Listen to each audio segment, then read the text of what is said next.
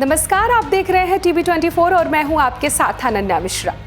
Godrej company, इस company को बच्चे बच्चे जानते हैं क्योंकि इस कंपनी ने इतनी ज़्यादा लोकप्रियता हिंदुस्तान में हासिल की है कि बच्चे भी आसानी से जान जाते हैं कि यह गोदरेज कंपनी का सामान है। हम ऐसा इसलिए कह रहे हैं क्योंकि बचपन से हमने और आपने हाथों में अपने जो चीज़ देखा, जो सुना, जिसको इस्तेमाल किया, वह भी आज से नहीं बल्कि हिंदुस्तान की आज़ादी से गोदरेज कंपनी अपने प्रोडक्ट को हमेशा लॉन्च करती रहती है।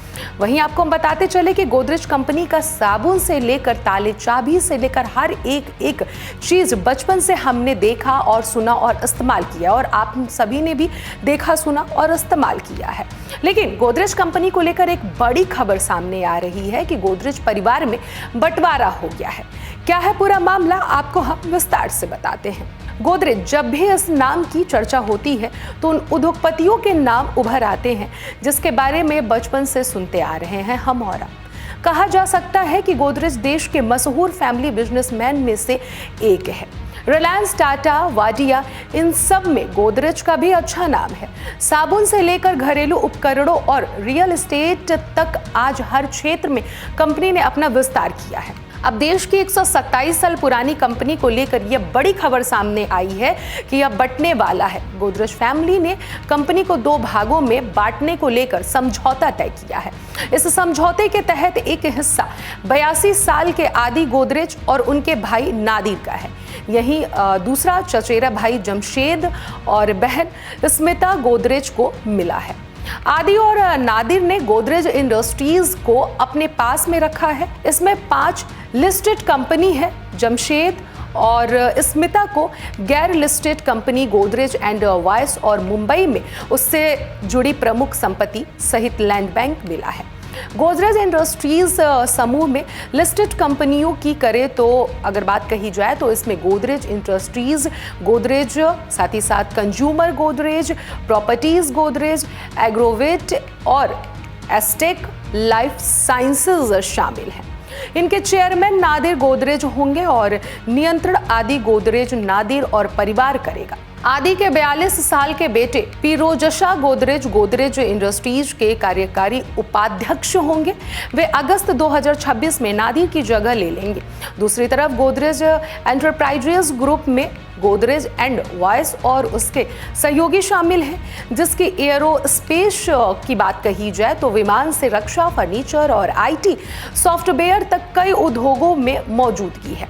इसको जमशेद गोदरेज के द्वारा चलाया गया है। उनकी बहन स्मिता की बेटी न्यायिका होलकर इसकी कार्यकारी निदेशक होंगी। इस ग्रुप के पास ही मुंबई में 3400 एकड़ का लैंड बैंक भी है। टाटा के साथ देश के बड़े उद्योग घरानों में गोदरेज का नाम शामिल है। यह वह कंपनी है जो अंग्रेजों के शासनकाल में भारत में शुरू हुई। ग्रुप की स्थापना साल 1897 में आर्देशिर गोदरेज और फिरोजशाह बुजुर्रजी गोदरेज ने की थी। आर्देशिर एक पारसी थे जिनका जन्म 1868 में बॉम्बे, यानी कि जो अब मुंबई में नाम तब्दील हो गया है, वहां पर हुआ था।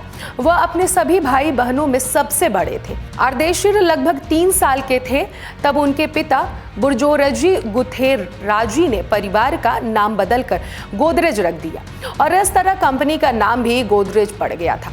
लॉ स्कूल से पढ़ाई करने के बाद आर्देशिर ने साल 1894 में बॉम्बे सॉलिसिटर की एक फर्म में काम मिला। हालांकि उन्होंने कुछ समय बाद यह प्रोफेशन छोड़ दिया था। उन्होंने मन बना लिया था कि वह अपना खुद का बिजनेस शुरू करेंगे। इसके बाद धीरे धीरे उन्होंने पैसे जुटाकर जगह तलाशनी शुरू कर दी और ताले बनाने के काम में लग गए। उनके ताले काफ़ी ज़्यादा लोकप्रिय हुए, लेकिन आर्देशिर को और आगे बढ़ना था और वह अपनी मंजिल की ओर बढ़ते रहे। साल 1897 में कंपनी स्थापित होने के कुछ साल बाद उन्होंने साबुन बनाना शुरू किया। यह दुनिया में अब तक का पहला एनिमल फैट फ्री साबुन है। गोदरेज ने साल 1923 में स्टील की और अलमारी के साथ साथ फर्नीचर बनाने का भी काम शुरू कर दिया।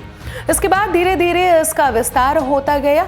शादी और विवाह में गोदरेज के उत्पादों की काफ़ी ज़्यादा चर्चाएं होने लगी।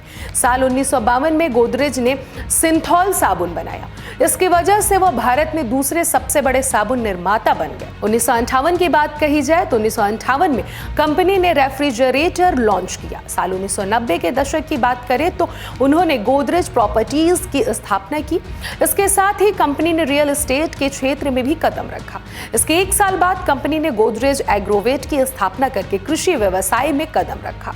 साल 1997 में गोदरेज ने एक समूह के रूप में अपने अस्तित्व के 100 साल पूरे किए। और साथ ही साथ आपको बताते चले कि जिस तरीके से गोदरेज कंपनी ने इतनी ज्यादा कामयाबी हासिल की, आज गोदरेज कंपनी के परिवार में बंटवारा लग गया है। 2 हिस्सों में बंटवारा हुआ है, 2 लोगों में काम को लेकर बंटवारा हो गया है। कौन किसके हिस्से में काम आएगा, कौन क्या कुछ करेगा, इस पूरे मामले पर आपकी क्या राय है? इतने सारे पुराने जो आजादी के पहले की जो कंपनी है, इसको लेकर आप क्या सोचते हैं? कमेंट बॉक्स में जाकर अपनी प्रतिक्रिया जरूर साझा करें। अभी के लिए फिलहाल इतना ही। देखते रहिए TV24।